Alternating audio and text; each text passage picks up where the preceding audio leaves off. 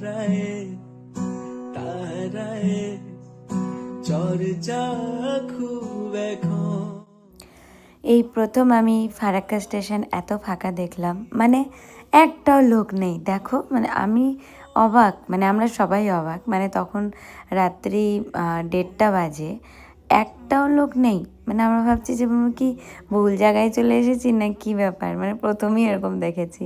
তো যাই হোক, আমরা খুব সাহস করে ওই পার যাই, আর তারপরে ট্রেনে উঠি, আর এই তো সকালও হয়ে গেল। তো আজকে চলে যাচ্ছি আমরা আলুয়াবাড়ি রোড, মানে ইসলামপুর। তো ইসলামপুর যাওয়ার আমার একটাই কারণ থাকে, সেটা হচ্ছে আমার সাজানোর কারণ। তো আজকে ছিল আমার বান্ধবীর 3rd অ্যানিভার্সারি, তো যার জন্য অনেক দিন আগে থেকেই বুক করে রেখেছিল। আর এই ডেটটা যেহেতু এই বছরে বিয়ের ডেট পড়েনি, তাই ফাঁকাই ছিল, সেই জন্যই আসতে পেরেছি। কেন আজকাল খুচরো ছোঁয়াতে ইচ্ছে ধোয়াতে রাখছি করে।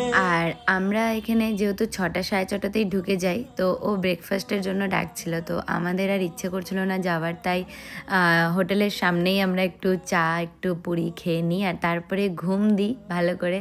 আর উঠি সেই 11টা 12টায়, উঠে ফ্রেশ হয়ে রেডি হয়ে এবার তো লাঞ্চের জন্য যেতেই হবে, নাহলে তো ও ছাড়বে না, কারণ যেহেতু ব্রেকফাস্টে যাইনি। ঠিক আছে তাহলে যাওয়া যাক। আর ওর বাড়িটা ভীষণ সুন্দর, এর আগেও ওকে আমি বিয়েতে সাজিয়েছি, তো খুবই ভালো, যার জন্য আমি আবারও না করতে পারিনি, চলে এসেছি। তো গিয়ে আবার আমরা খেয়ে নিই চা, তারপরে লাঞ্চ করি, আর করে আমরা আবার সবাই চলে আসি হোটেলে, যেহেতু ওকে সাজানো শুরু করতে হবে। বাজে সুর ভেসে তবু যাবই বহুদূর তোর হাতে। বাইরে কাজ নেওয়াটা সত্যি কঠিনই হয়ে যায়, কারণ আমরা যেহেতু স্টুডিওতে কাজ করি, তো সেক্ষেত্রে একটু সমস্যাই হয়, কিন্তু কিছু কিছু ক্ষেত্রে এমনও হয় যে নাও বলা যায় না, কারণ সেগুলি হচ্ছে গিয়ে করতেই হবে, এরকম একটা ব্যাপার থাকে। তো আর তারপরেই দেখো ওর বাড়িতে খুব সুন্দর সুন্দর ফুল গাছ, আর খুব সুন্দর একটা সিঁড়ি ছিল, বাড়ির পেছনে পুকুর, তো সেগুলো আমরা দেখি, একটু ছবি টবি তুলি। আর দেবারতী আমার উপরেই পুরো লুকটা ছেড়ে দিয়েছিল, ও কি সাজবে, কী রকম লুক হবে, কি হেয়ারস্টাইল হবে, কী রকম আই মেকআপ হবে, ও কিছুই আমাকে বলেনি, পুরোপুরি বলেছিল যে তোর যেটা ভালো লাগে সেটাই করবি। তো সেই জন্যই আমি আমার পছন্দের ফুলটাই সিলেক্ট করছি, আর পেয়েও গেছিলাম, এটা একটা ভালো জিনিস। আর সেখানে গিয়েই ওর উপর তো অনেক কিছুই দায়িত্ব ছিল, আর যেটা নিয়ে বেশি ভাবি সেটাই হয়।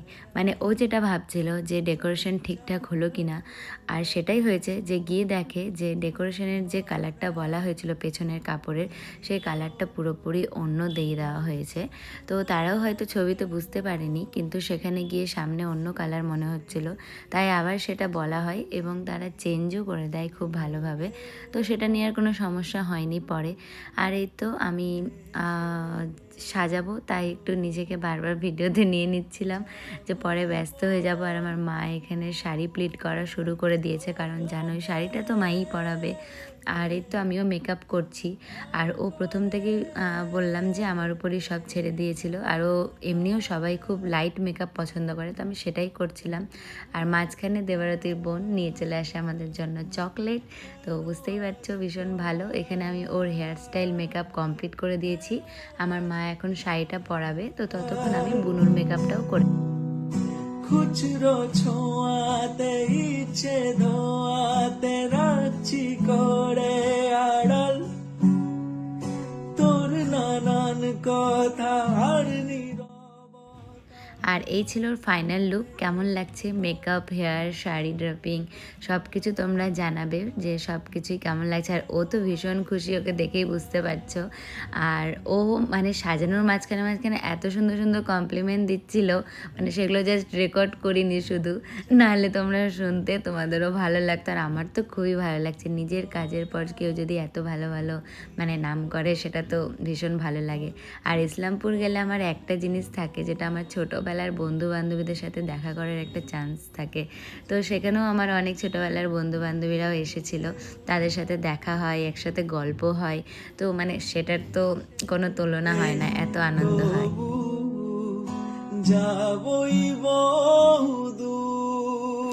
বাবার সার্ভিসের জন্য যখন আমরা ইসলামপুর ছেড়ে মালদা আসি তখন আমি ভেবেছিলাম আর হয়তো কোনোদিনই দেখা হবে না, কারণ ওই বয়সটাতে এটাই মনে হচ্ছিল যে আর দেখা হবে না। কিন্তু আজকে আমার এই কাজটাই আমাকে আমার বন্ধু বান্ধবদের ফিরিয়ে দিয়েছে। যখনই আমার ইসলামপুরে সাজানো থাকে আমার সবার সাথে একবার করে দেখা হয়ে যায়, তো এটা খুবই ভালো লাগে। আর আজকের এই ভিডিওটা এতটাই ছিল, তো আমাদের যেহেতু ট্রেন ছিল তাই তাড়াতাড়ি আমরা খাওয়া দাওয়া করে আজকে বেরিয়ে পড়ছি। আর দেবারতী তো একরকমভাবে বলে যাচ্ছিলো তাড়াতাড়ি খেয়ে নে, মানে আমাদেরকে মানে প্রথম খাইয়েছিল।